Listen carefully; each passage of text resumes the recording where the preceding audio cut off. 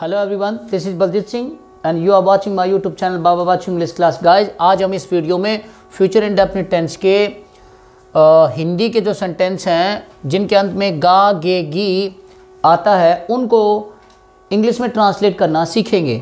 Guys, जैसा कि आपको स्क्रीन पर नज़र आ रहा है, पहचान इस टेंस के हिंदी के वाक्यों के अंत में गा गे गी आता है और हेल्पिंग वर्ब्स हम सेल और विल का प्रयोग करते हैं। सेल और विल। अब प्रयोग बता देते हैं सेल का प्रयोग कैसे करना है।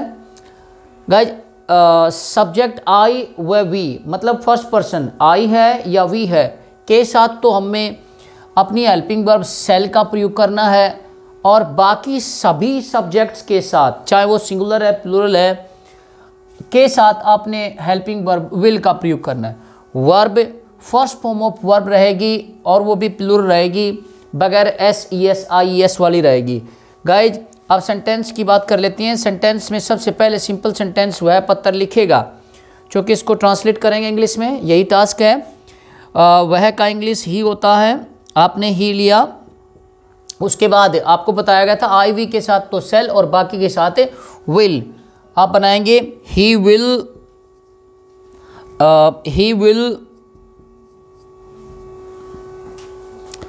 अब लिखना होता है राइट, फर्स्ट फॉर्म का प्रयोग करेंगे plural, he will write a letter, अंत में फुल स्टॉप। दूसरा सेंटेंस वे फुटबॉल खेलेंगे। गाइज, वे का इंग्लिश होता है दे, आपने लिखा दे। अब बताया गया था कि आई वी के साथ सेल और बाकी के साथ विल, तो ये दे, इसके साथ हमने विल का प्रयोग करना है। They will. अब खेलना प्ले होता है, प्ले लगाया, प्ले फुटबॉल और अंत में फुल स्टॉप। गाइज, ये सेंटेंस इंडेफिनिट है। अगर हम एम्फैटिक या डेफिनिट सेंटेंस की बात करें तो हमें एक हेल्पिंग वर्ब्स के लिए एक रूल, अभी जैसे मैंने बताया था कि सब्जेक्ट आई व वी के साथ सेल का प्रयोग और बाकी के साथ विल का प्रयोग करें और फर्स्ट फॉर्म प्लूरल का प्रयोग करेंगे तो वो सेंटेंस हमारे तमाम सिंपल एम्फैटिक सेंटेंस बनेंगे, इंडेफिनिट सेंटेंस बनेंगे। अगर हमें एम्फैटिक या डेफिनिट सेंटेंस बनाने हैं तो इस कंडीशन को हम बिल्कुल विपरीत में प्रयोग करेंगे।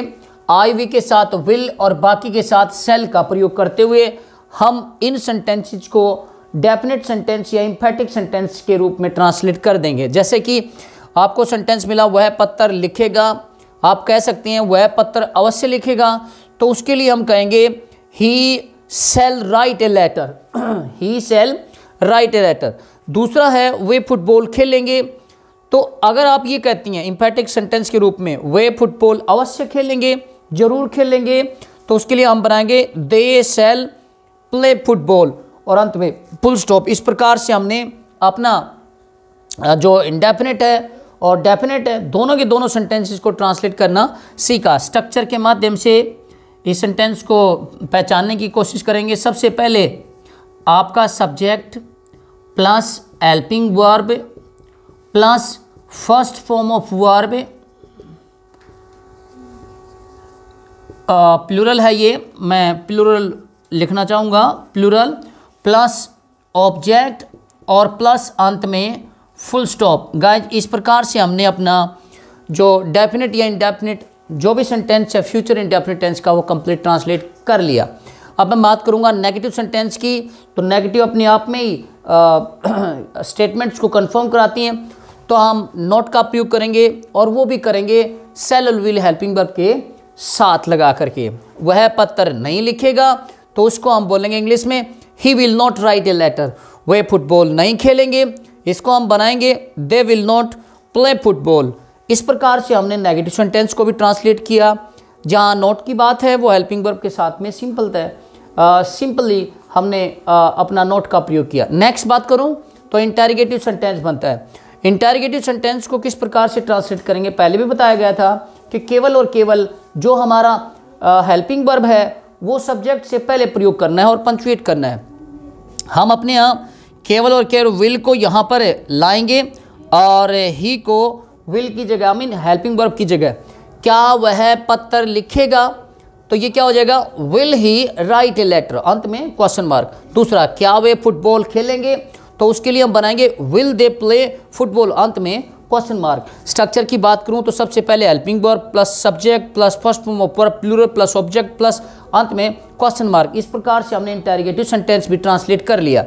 अगर मैं बात करूं इंटेरोगेटिव नेगेटिव की, तो आपको बताया गया था कि सब्जेक्ट से पहले केवल हेल्पिंग वर्ब का प्रयोग किया जाता है, नॉट का नहीं। एक कंडीशन है जिसमें हम लोग ऑब्रिवेट फॉर्म यूज करते हैं हेल्पिंग वर्ब और हमारा साइन ऑफ नेगेशन नॉट का। तो अगर हम बात करें इंटेरोगेटिव नेगेटिव की, जिसको क्वेश्चन टैग के नाम से भी जाना जाता है, तो बनाएंगे क्या वह पत्र नहीं लिखेगा, तो कर सकते हैं इसको translate will he not write a letter. दूसरा है क्या वे फुटबॉल नहीं खेलेंगे, will they not play football, अंत में क्वेश्चन मार्क। इस प्रकार से हमने इंटेरोगेटिव नेगेटिव सेंटेंस भी ट्रांसलेट कर लिया। अगर मैं बात करूं नेक्स्ट इंटेरोगेटिव इंफॉर्मेटिव सेंटेंस की, तो उसके लिए हम लोग प्रयोग करती हैं WH फैमिली वर्ड्स। जैसे आपने किया वहन, वहन का अर्थ होता है कब। जैसे आपने किया वाई, वाई का अर्थ होता है क्यों। हाउ, हाउ का अर्थ होता है कैसे। वेयर, वेयर का अर्थ होता है कहाँ। इस प्रकार से जो हमारे WH फैमिली वर्ड्स हैं उनका प्रयोग हम केवल और केवल इंटेरोगेटिव सेंटेंस के साथ प्रयोग करते हैं। इंटेरोगेटिव सेंटेंस के साथ प्रयोग करते हैं और अंत में क्वेश्चन मार्क लगाते हैं। जरा ध्यान देंगे, अगर हम बात करें इंटेरोगेटिव इंफॉर्मेटिव सेंटेंस की, तो कैसे बनाए। वह पत्र कब लिखेगा, कब का इंग्लिश वहन होता है। आपने इंटेरोगेटिव सेंटेंस के सामने वहन जोड़ देना और पंचुएट करना है सेंटेंस को। क्या लिखा हुआ है, वहन विल ही राइट लेटर और अंत में क्वेश्चन मार्क। उसी तरह से दूसरा सेंटेंस है वे फुटबॉल कहाँ खेलेंगे, तो आप बनाएंगे where will they play football, अंत में क्वेश्चन मार्क। इस प्रकार से हमने इंटेरोगेटिव इंफॉर्मेटिव सेंटेंस भी ट्रांसलेट कर लिया। अगर हम स्ट्रक्चर की बात करूं तो आप यहां पर समझें कि सबसे पहले WH family word plus helping verb plus subject plus first form of verb plural plus object और अंत में प्लस क्वेश्चन मार्क। गाइस, इस प्रकार से हमने हमारे फ्यूचर इंडेफिनिट टेंस के इंटेरोगेटिव इंफॉर्मेटिव और इंटेरोगेटिव इंफॉर्मेटिव सेंटेंस को भी ट्रांसलेट करना सीख लिया। अगर मैं इंटेरोगेटिव इंफॉर्मेटिव नेगेटिव सेंटेंस की बात करूं तो आपने बस वही तरीका अपनाना है जहां पर हमने इंटेरोगेटिव नेगेटिव सेंटेंस बनाया था। मीन्स आपने सब्जेक्ट के साथ नोट का प्रयोग करना है। आई होप कि आपको ये सब समझ में आया हो और आप ये जो एक्सरसाइज हैं जो मैं आपको होमवर्क के रूप में दे रहा हूं, ये बनाकर देखिए। अगर नहीं बनाना आता है तो आप मेरे प्रीवियस वीडियो को देखकर समझें, सीखें और फिर तैयारी करें। अगर फिर भी ये आपको समझ में नहीं आता है तो प्लीज़ आप मेरे इस वीडियो के कमेंट बॉक्स में कमेंट करें और आपकी जो समस्या है, जिस तरह की ट्रांसलेशन में परेशानी होती है, वो मेरे से साझा करें। आई होप कि मैं नेक्स्ट वीडियो में आपकी उस समस्या को समाधान करूँगा। Thank you for watching my YouTube channel.